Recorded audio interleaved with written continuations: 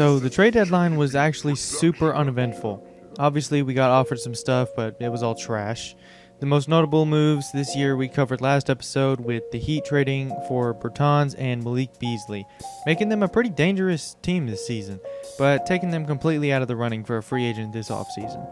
But anyway, here we are with the All-Stars. We have Trae Young as an All-Star starter on Team Giannis. But other than that, we're kind of out of things to look at and talk about. We're kind of locked into the 5 seed. The Sixers are like 5 games behind us or something. But since we don't have anything else to do, let's hop into the fourth quarter of a game against the Bucks. Conference rival, true challenge, blah, blah, blah. Let's win this game. After that, we'll sim the rest of the season and take a look at our playoff matchup. But now we come to the game where we're down 2 points with our bench lineup in, which means Gallo is guarding Giannis. And yeah, that's a quick 2 points for Giannis. And we're down 4. But lucky for me, on the other side, I get a dicey pass to Okongwu, who is able to post up DiVincenzo and get himself 2 points with the clock expiring. Giannis then decides a 20-foot fadeaway over Gallo is the best thing to do, and this actually allows for us to get on the fast break, where athlete Cam Reddish gets the and one on Bobby Portis. But after Isaiah Thomas gets the long two, we have to take a timeout and get the starters in. We actually want to win this game, you know.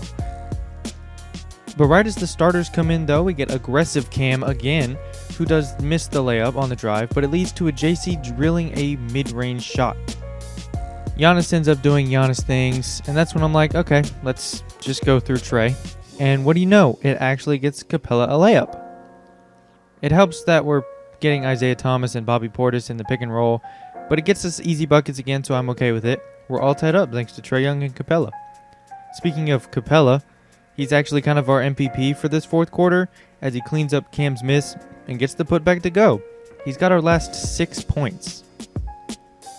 Our lead is kind of short-lived though, thanks to the short king himself, Isaiah Thomas, who I'm pretty sure they actually subbed out after this, but hey, whatever. To add to the pain, Isaiah Thomas, who is not subbed out, throws the lob to Giannis, and we are down 3 just like that. When in doubt, run a Trae floppy. It doesn't quite result in a 3 for him, but he gets the shot to go over Giannis to cut the deficit to 1. He has like 34 points. Then with about 5 minutes left, DeAndre Hunter comes in the game and greens a 3 for us, putting us up back 2 points. Fun fact, he didn't have any points until that shot just then. He also comes down on the next possession and posts up DJ Augustine, even though that isn't really his strong suit. We're on the road and we're trying to keep this lead, and Trae helps us with that by getting a floater to go to increase our lead to 4 with a few minutes to go. But that doesn't stop Giannis from getting the and one on Capella. Lucky for us, he can't shoot free throws. But Trae decided that 36 points is not enough, and that he was going to get 39 and get our lead up to 5 with this shot. After a minute of misses by both teams and ugly basketball, DJ Augustine ends the drought and puts the Bucks down 3 with this layup. John Collins is going to get that right back on the next possession, posting up Augustine, putting us up 5 again with a minute to go. After that, it's honestly just a foul game. I don't know why they started fouling so early, and we ended up winning on the road against a conference rival. That will sure help in the standings, I'm sure. So yeah, nice little fourth quarter gameplay before we get to the rest of the season. I just figured, why not? We sim the rest of the season, and Luka is your MVP, James Wiseman, Rookie of the Year, Spencer Dinwiddie, 6th Man of the Year, Giannis is your Defensive Player of the Year, MPJ is Most Improved, and then Coach of the Year is Frank Vogel. Then we can speed run all the NBA teams. You got first team, you got the second team, and then you have the third team where Trae Young is actually featured. So then for the defensive teams, there's the first team, and then here's the second team. We didn't get anybody on those. Then there's the all-rookie first team, and our own Onyeka Okongwu is featured on the second team. And that's it for the awards and stuff, and we're the 5 seed in the playoffs, where we unfortunately face the Brooklyn Nets. Obviously unfortunate because of KD and Kyrie, but also unfortunate because this was also our first year playoff matchup in my 76ers MyGM on current gen 2K21. But anyway, let's just talk about the rotations and stuff like that before we get out of here. These are actually significantly different than in the regular season.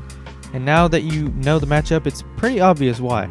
We ramped up Trey's minutes for the playoffs, and at shooting guard we have Chris Dunn getting pretty big minutes increase from the regular season, and that is 100% because we need him to guard Kyrie Irving. He didn't provide a lot on offense this year, and he probably won't in the playoffs either. But when he's in the game, I tried to have other offensive options to make up for it. Then the minutes are pretty evenly distributed for the small forwards, but I have Cam closing just because he's more athletic than Hunter, and I don't expect KD to be going to the post a lot, so Hunter being better there won't matter a whole lot. John Collins is getting 32 minutes. That may or may not be the same as it was in the regular season, and Gallinari's minutes went down in large part because I guess Collins increased, and the fact that he's not getting any small forward minutes anymore. He also wasn't super great in the regular season either though. Pretty sure he averaged like 15 points on 43% from the field and 35% from 3, which is not super great. Capella's getting the same amount of minutes, I'm pretty sure, and we're getting Okongwu exposed to the playoffs pretty early. I think DeAndre Jordan will be a pretty big test for him, and I'm not sure if he's really going to do all that well. But that's pretty much it. Herter is getting like 8 minutes because I needed some minutes at that position.